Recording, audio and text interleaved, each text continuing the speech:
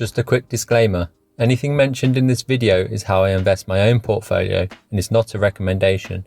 Always do your own research or consult a qualified professional before making investment decisions. You may or may not have seen a video I did when I first started this YouTube channel about how I went about choosing a global equity index tracker and why I am a huge fan of this approach for my personal investing journey of achieving financial independence. In that earlier video, I talked through 4 fund options from the Vanguard UK website that I was considering investing in.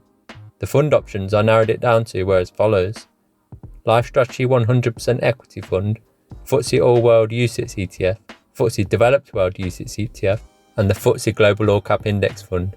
This list is by no means exhaustive. Other funds and platforms are available, and the guys at the monevator.com website do a great job of collating the best platforms and cheapest index funds on their blog, so I've linked to their site in the description. The purpose of this video was to try and demonstrate that pretty much all of these funds are suitable for the purpose of investing for financial independence. The main focus should be picking one, automating your investing, forgetting about it, and sticking to it for the long term, a point that is often overlooked by people early on in their investing journey. I basically ended up choosing the FTSE Developed World UCITS ETF because it was the lowest cost, but after being in this fund for a while, I've decided to switch back to the UK fire favourite, the FTSE Global All Cap Index Fund. The main reasons for the change are as follows.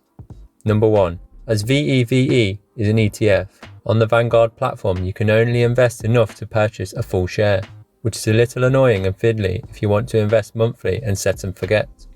For example, one share of VEVE is currently around £65. Therefore, if you set up a monthly investment by direct debit of say £100 for easy maths, then you will be able to purchase one share for roughly £65 and then have £35 left sitting in cash uninvested. Mildly frustrating for any of those optimizers out there like myself. The second reason is that VEVE is not available as an accumulation ETF. Therefore, dividends are paid out and sit in the account once again as cash, meaning logging in to buy some more shares, or if the dividend is not enough to buy shares, once again leaving money idling in cash.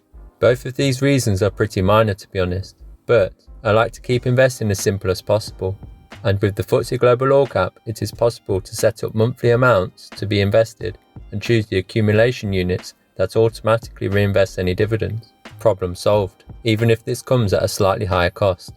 Therefore, I've switched back to the FTSE Global All Cap Fund, and all of my money that I have invested in the stock market is now invested in this one fund, in both ISAs and a self-invested personal pension, allowing me to become an even lazier investor than before.